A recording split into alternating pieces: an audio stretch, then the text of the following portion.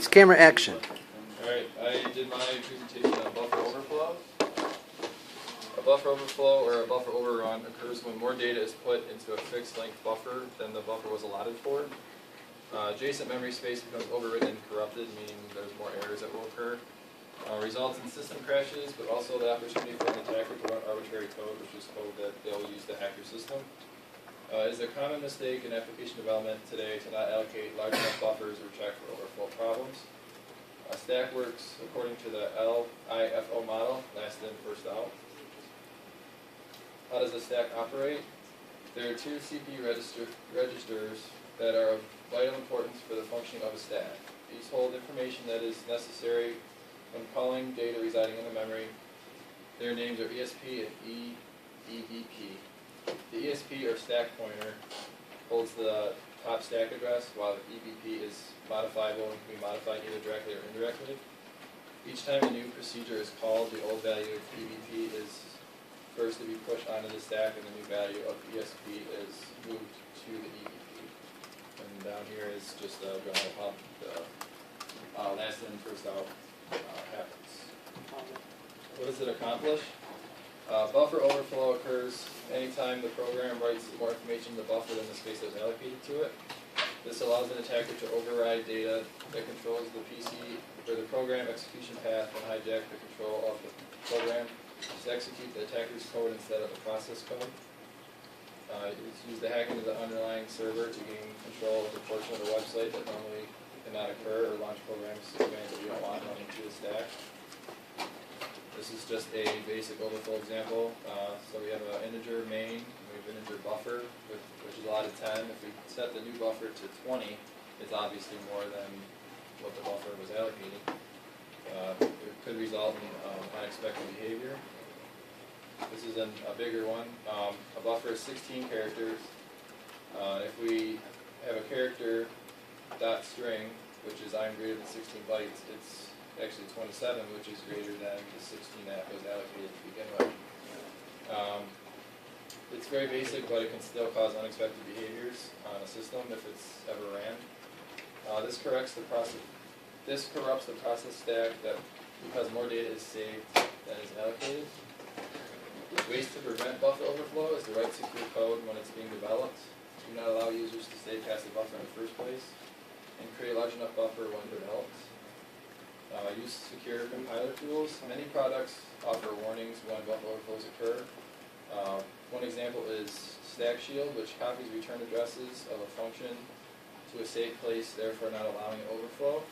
And then the other one is StackGuard, which detects and defeats smash stacking attacks by protecting return addresses from being altered.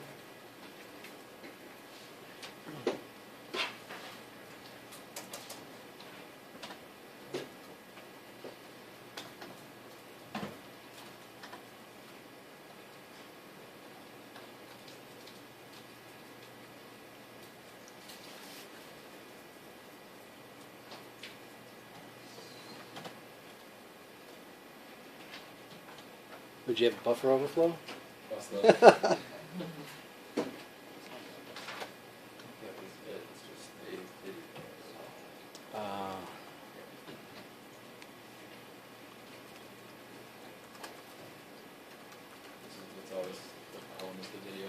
Yeah. You better to put a link. Can you demonstrate a buffer overflow? That's what this is going to show. It's basically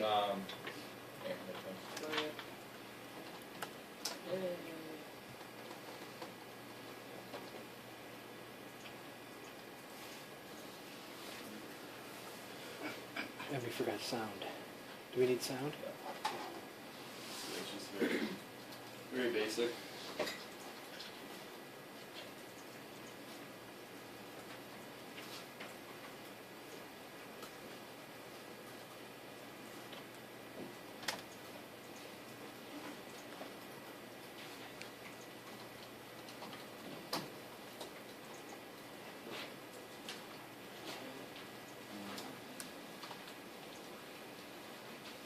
Making a overflow character, it's dot string. Kind of small. Yeah. You view it in your browser? Yeah.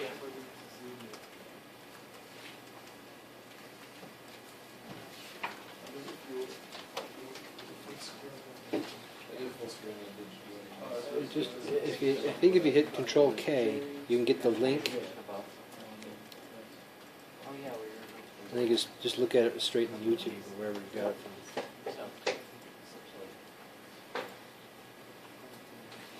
Lake Street.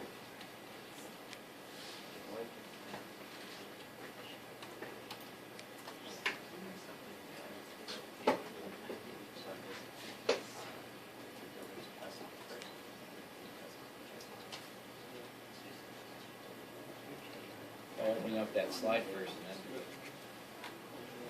Can I open up the slide? If you click the YouTube link there, it should pop up in a browser. That's what I'm, yeah, that's what I'm clicking on. Watch on YouTube. There we go. Better.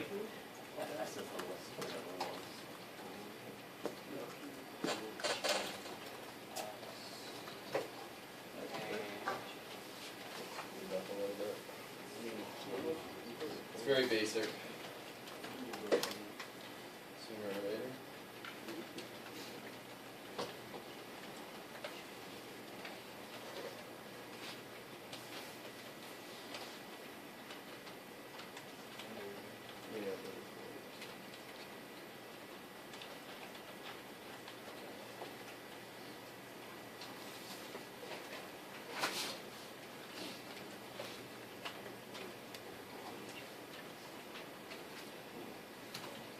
Basically making a buffer that's 10 characters long.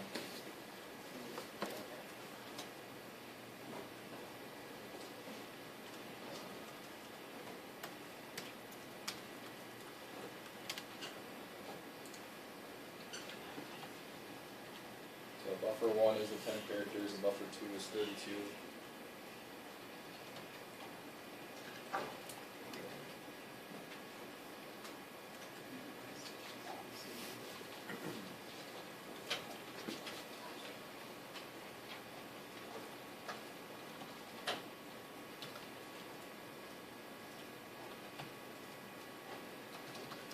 Just say the buffer like that, right?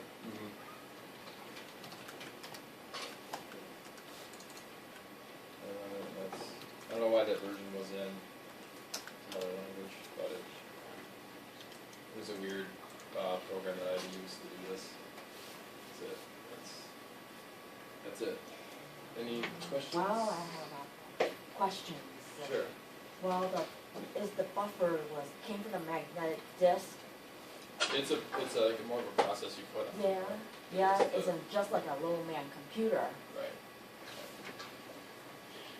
How would you use it for hacking You can. or defending? If you take, how can you defend against it? Well, both. I mean, Well, make a big enough buffer so no one can go around that, or if you're gonna try to do buffer overflow, then you would, try to make a buffer big enough to try to get past the buffer that they allotted, and if you do that, then you can get into the system and basically crash the whole system if you wanted to. so if the application's running It's on a just to server, break the system you show this. It basically gives you full control. You can basically shut down all security and everything you want. You just crash all the systems basically. go ahead. Okay, so like, if you can overwrite the buffer and it's an unpatched system, meaning like XP or before, because modern operating systems have a lot of protections against it, stack-based, you can actually overwrite the EIP pointer, which is a register, and jump to a different instruction set and execute arbitrary code. Well, the code that's executed that you inject, like in your buffer you can inject code too, so you jump to your shell code and inject or run that with whatever privileges the program was running with. So you, That's- overload So it you with your can own send a command. shell back to yourself with root. That's right. Yeah, that's what I heard too. Is that, so you showed the buffer overflow. It's exactly what you're supposed to show. But the clever trick is So it's the trick this one. to know what address that you But- will cause you to run another line Yeah, of code. This method of exploitation is really outdated though, because there's a lot of protections like making it so addresses that can be written to in your memory stack can't be executed. So and like things like stack canaries and such. But, It keeps on getting on the top 10 list though. yeah, So it's because if one person can do it, and they give out the code, anybody can just execute the exploit. Yeah, there's a thing called like, the NX bit, but from what I understand, it's not completely effective. But there's other ways around it, it only protects against one time. And data execution helps too. Data execution protection helps keep your user land applications away from the operating system stuff. Yeah. So each version of Windows keeps getting better and more secure, but they exist in, same problems exist in Apache, same problems exist in PHP, same problems exist in SQL, MySQL, so you can use this same method to basically tunnel through the applications instead of getting right into the operating system. cool. Any other questions? All right. There you go, Josh.